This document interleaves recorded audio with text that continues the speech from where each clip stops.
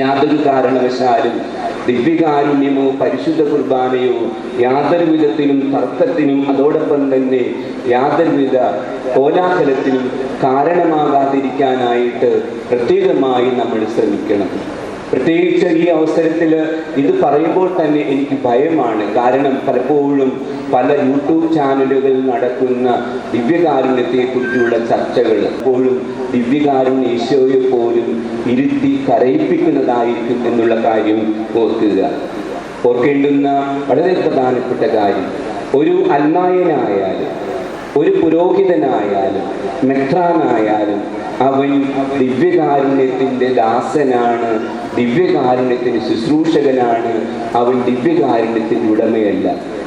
അതുകൊണ്ട് തന്നെ ദിവ്യകാരുണ്യ മേശയെയും ദിവ്യകാരുണ്യത്തെയും എപ്പോഴും പരമോന്നതമായ ഭക്തിയോടും സ്നേഹത്തോടും കൂടെ മാത്രമേ, ആഴമായ വിശ്വാസത്തോടും കൂടെ മാത്രമേ പ്രിയ സഹോദരങ്ങളെ നിങ്ങൾ നോക്കിക്കാണാവൂ എന്ന് ഓർപ്പിക്കുകയാണ്. വിശുദ്ധ തോമസ് അക്വിനാസ് സഭയിൽ പാണ്ഡിത്യം കൊണ്ട് അതോടൊപ്പം തന്നെ വിശുദ്ധി കൊണ്ട് ഏറ്റവും ഔന്നിത്യമുള്ള വ്യക്തിയാണ്. വിശുദ്ധനായിട്ടുള്ള ബെനഡിക്ട് 16 പാപ്പ അദ്ദേഹത്തെ കുറിച്ച് പ്രകാരം പറഞ്ഞിട്ടുണ്ട്. ഈ വിശുദ്ധനായിട്ടുള്ള തോമസ് അക്വിനാസ് ചിലപ്പോൾ രാത്രികാലങ്ങളിൽ സക്രാരിയുടെ അടുക്കൽ ചെന്ന് സക്രാരിയിൽ ചെവി ചായ്ച്ച് നിശബ്ദമായിരിക്കും.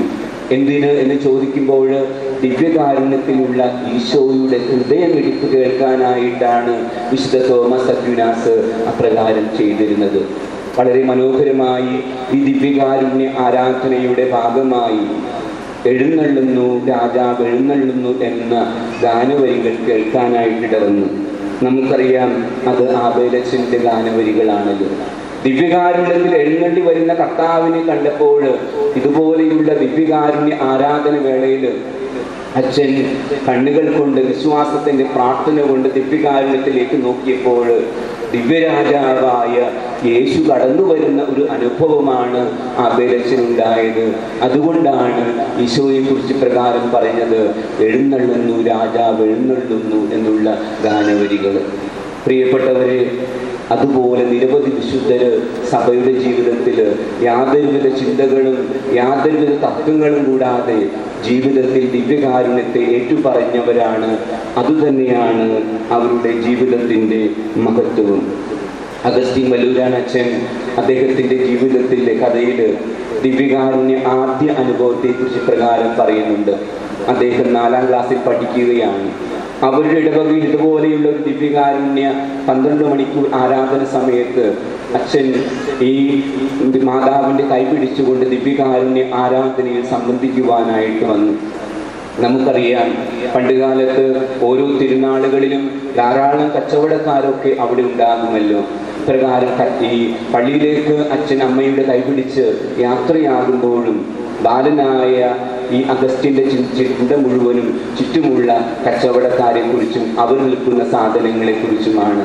അവർ വന്ന് അൾത്താരയുടെ മുന്നിൽ മുട്ടുകുത്തി. ഈ ബാലനായ അഗസ്റ്റിൻ ദിവ്യകാരുണ്യ സന്നിധിയിലേക്ക് നോക്കുന്നില്ല. അവൻ ചുറ്റുമുള്ള അലങ്കാരങ്ങളിലേക്കും ചുറ്റുമുള്ള ലൈറ്റുകളിലേക്കും ഒക്കെ ശ്രദ്ധിച്ചു കൊണ്ടിരിക്കുകയാണ്. ഉടൻ തന്നെ അമ്മ അഗസ്റ്റിനെ തൊട്ട് വിളിച്ചുകൊണ്ട് പറയുകയാണ്, മകനെ അൾത്താരയിലേക്ക് നോക്ക്, ഈശോ അവിടെ ഇരിക്കുന്നു എന്ന്. അപ്പോൾ വീണ്ടും അഗസ്റ്റിൻ അമ്മയോട് ചോദിക്കുകയാണ്, അമ്മ ഈശോ എവിടെയാണ് ഇരിക്കുന്നത് എന്ന്. അപ്പോൾ കൊച്ചഗസ്റ്റിനോട് അമ്മ പറഞ്ഞു കൊടുക്കുകയാണ്, മോനെ നീ അൾത്താരയിലേക്ക് നോക്കുക. അൾത്താരയിൽ മനോഹരമായ പുഷ്പാലങ്കാരങ്ങൾ നിങ്ങൾ കാണുന്നില്ലേ? ധാരാളം തിരി കത്തിയിരിക്കുന്നതായി കാണുന്നില്ലേ? അവിടെ സ്വർണ്ണ നിറത്തിലുള്ള ഒരു അരളിക്ക നീ കാണുന്നില്ലേ? ഈ അരളിക്കയുടെ മധ്യത്തിലുള്ള വെള്ള അപ്പത്തിലേക്ക് നോക്കുക. ആ അപ്പമല്ല, ഈശോയാണ് എന്ന്.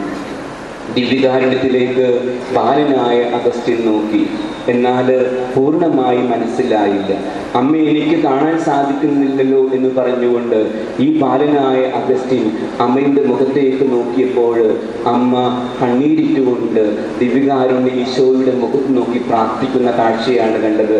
ആ കണ്ണുകളിലേക്ക് നോക്കിയപ്പോൾ അഗസ്റ്റിൻ വീണ്ടും ചോദിച്ചില്ല, അമ്മേ എവിടെയാണ് ഈശോ എന്ന്. കാരണം അമ്മ ഇതിനകം ഈശോയെ കണ്ടെത്തിയിരിക്കുന്നു എന്ന് മനസ്സിലാക്കി. പ്രിയ സഹോദരങ്ങളെ, അതുകൊണ്ട് തന്നെ നമ്മുടെ വിശ്വാസത്തിൻ്റെ കണ്ണുകൾ തുറന്നുകൊണ്ട്, പ്രാർത്ഥനയുടേതായ കണ്ണുകൾ തുറന്നുകൊണ്ട് ദിവ്യകാരുണ്യത്തിലേക്ക്, പരിശുദ്ധ ബലിയിലേക്ക് നിങ്ങൾക്ക് നോക്കുക. തീർച്ചയായും നമുക്ക് അവിടെ ഈശോയെ കാണാൻ സാധിക്കും. നമ്മുടെ വിശ്വാസത്തിൻ്റെ കണ്ണുകൾ കൊണ്ട് നമ്മുടെ മക്കൾക്ക് ഈശോയെ ചൂണ്ടിക്കാണിക്കുക. നമ്മുടെ മക്കളും ഈശോയെ കാണാനായിട്ട് ഇടവരട്ടെ.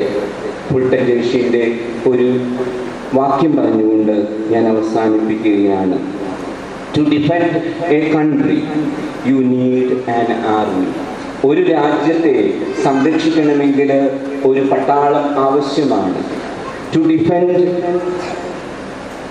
the culture, you need education.